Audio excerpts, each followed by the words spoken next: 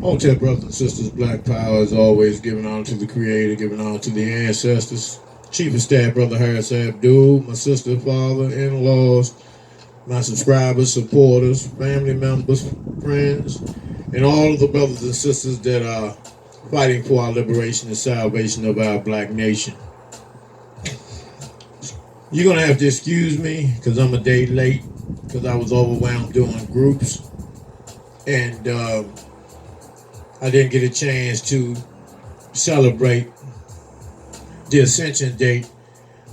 Lisa left out Lopes yesterday, which was the 25th of April. So I'm going to go ahead and do it now so we can, go ahead and get down and celebrate her life as well as try to get some questions answered at the same time. Now, Lisa Lopes, very, very powerful little young woman.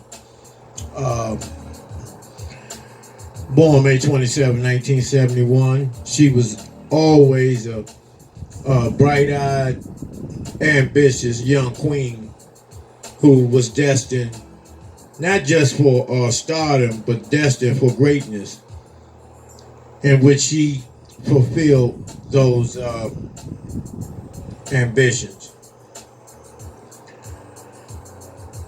Everybody knows her from the group TLC with Chili and T-Balls, and really they are like the modern day Supremes, because anytime you have a trio group of women singers, is always the one that stands out.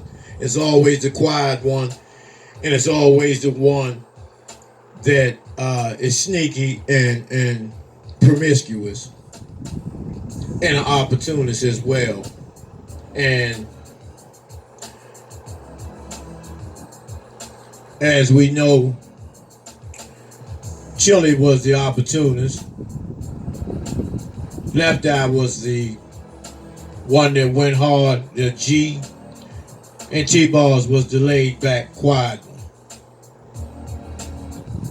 They all three were very talented, extraordinary dancers, and they became superstars instantly. Rags to riches success story, like in the hood with most of our brothers and sisters. So we want to honor them, and let's talk about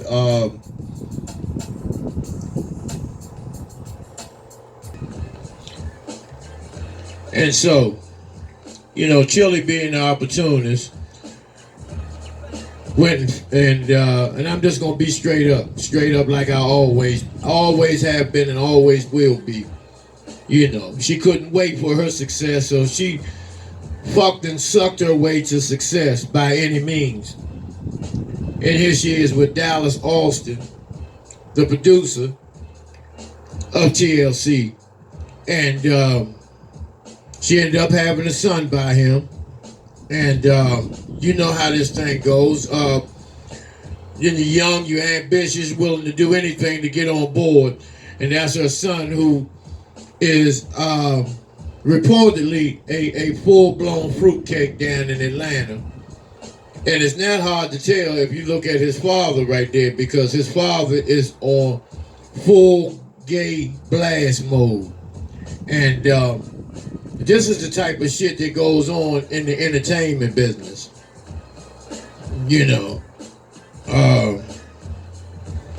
She also fucked with Usher. She fucked with him for a minute. And the thing about that piece is, Usher, has herpes. And so, it's questionable what Chili's health situation is at this point.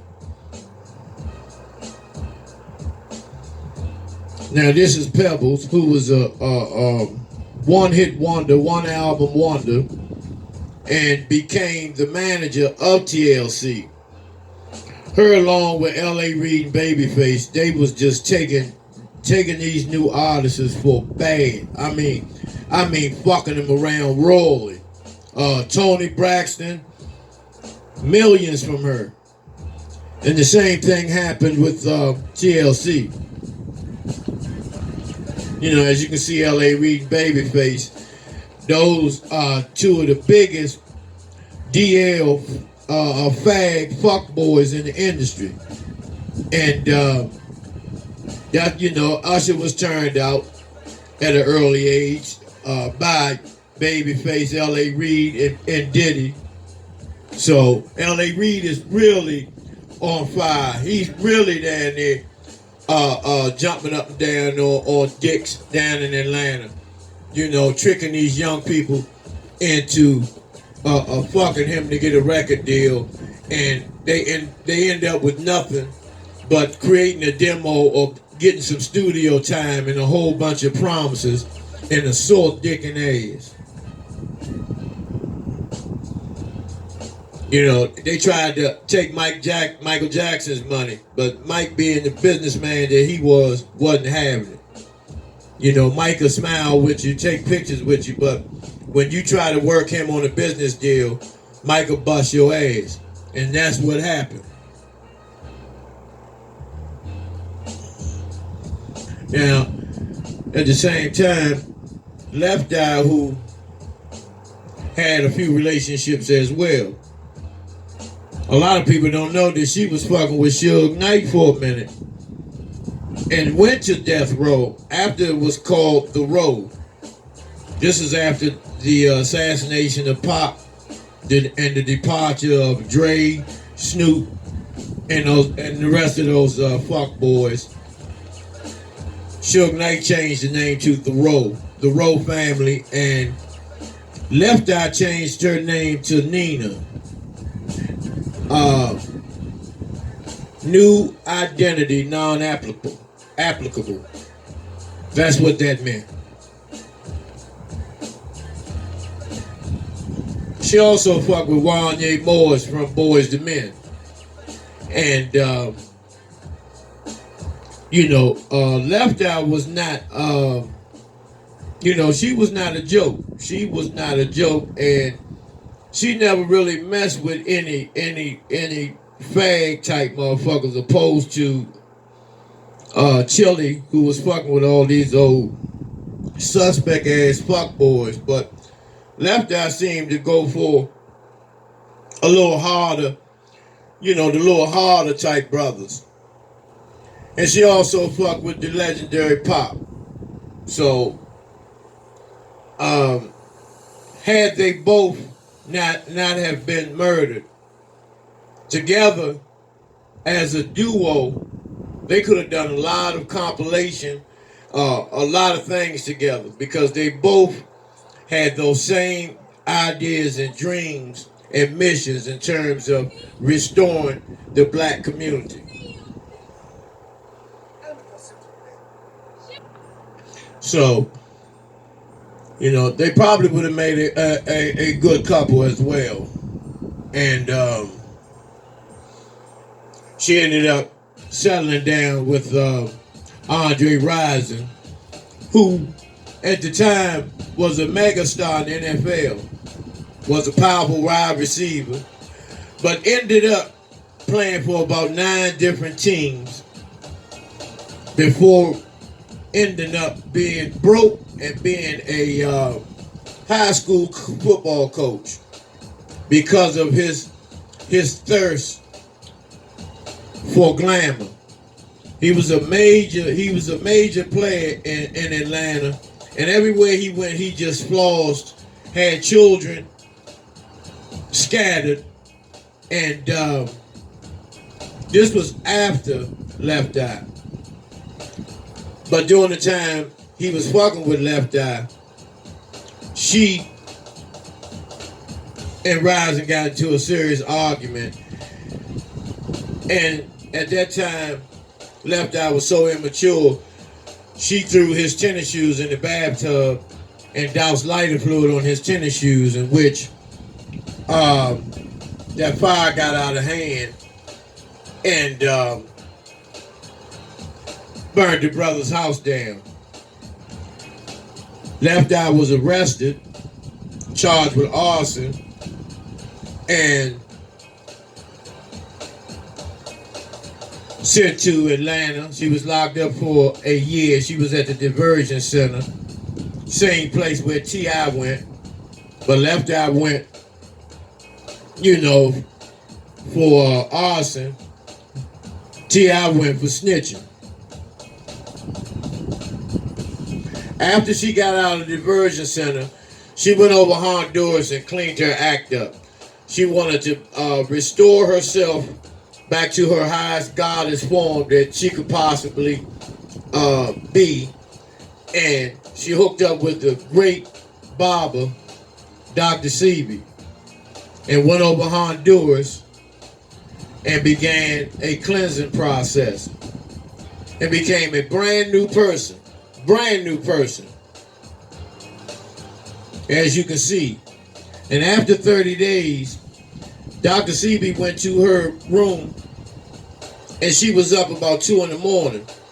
And Dr. Sebi asked her, how did she feel and what did she see?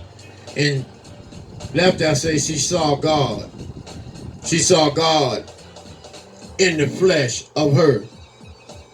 And as you can see, that's where she was in Honduras, on top of a mountain, looking up in the heavens, in the universe. Powerful queen. And as a result of that, she went back to Atlanta and began to bring a lot of the gangbangers, a lot of thugs, a lot of strippers and ex-strippers and whatnot, and brought them over to Honduras, all expenses paid, for a physical, mental, spiritual cleansing.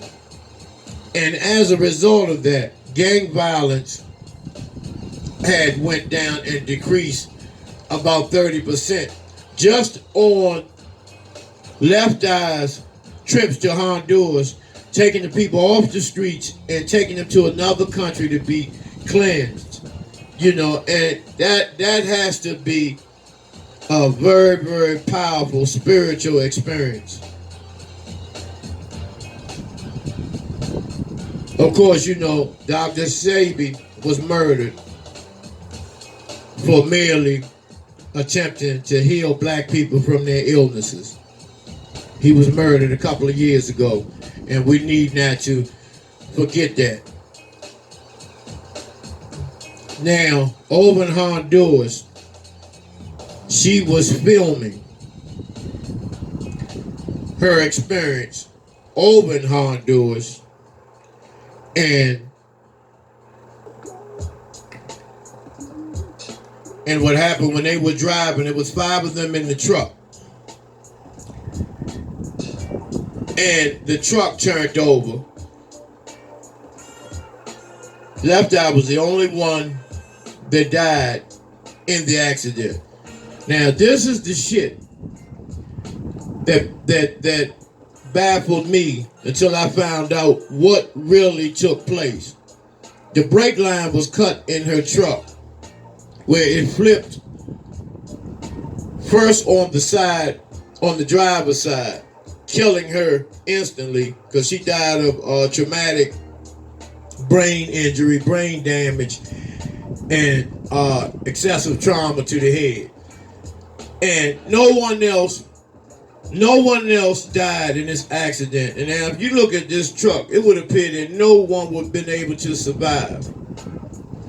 And why would someone want to film her unless they knew this was going to happen and they were not going to perish in this? Also, if you look closely, it was a Coca-Cola sign next to the VH1 sign. Figure it out for yourself.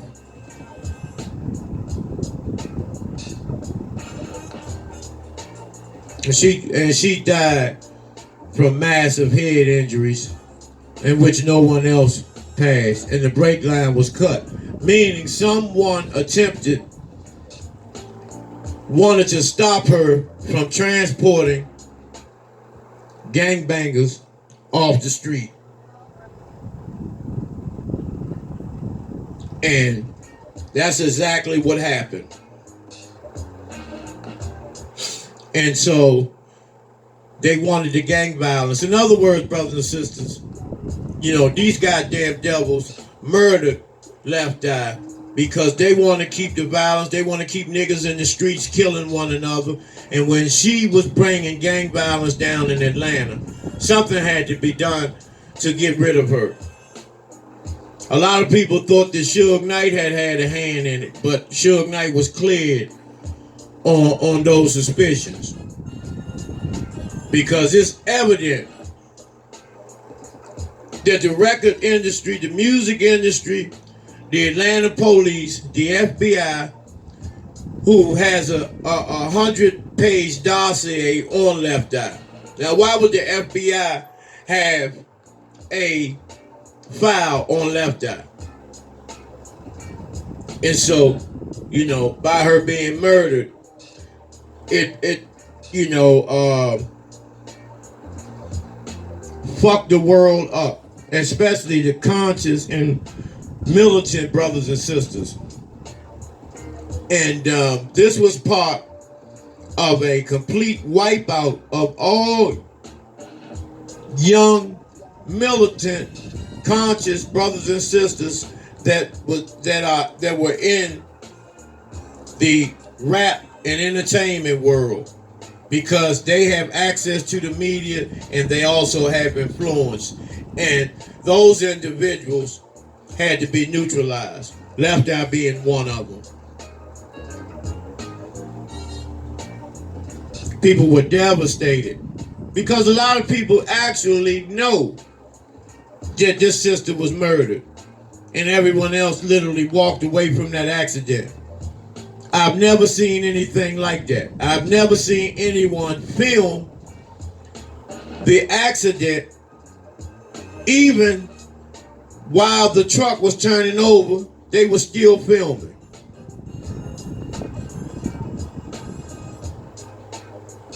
So thousands attended her homegoing service. And Left Eye personally was a strong sister. Very, very strong sister. As you can see, Whitney and Bobby, Whitney was unaware that she was on the list as well. Attended Left Eye's homegoing. And so, we need to remember this queen because she brought a lot to the game. She had swag. She could rap. She could dance. She was very, very energized. And she had a heart. And she wanted the best for her people. And she was trying to do the same thing Pac was doing, in which she took a lot of lessons from Pac in terms of how to clean up the hood, how to get our brothers and sisters on one accord. Because she was going to attempt, after the cleansing, she was going to begin to have certain areas in Atlanta, those brothers and sisters truce, so they can come to the table, mentally break bread and go ahead and get busy and stand up and take back the communities, not just of Atlanta, but on the outskirts as well as all across the country. She wanted to make her contributions. So we should give her credit for her contribution that she did make in the short time that the sister was here. So with that, brothers and sisters, I leave y'all with this. Hotep, rest in power. Lisa Left Eye Lopes, Black Power.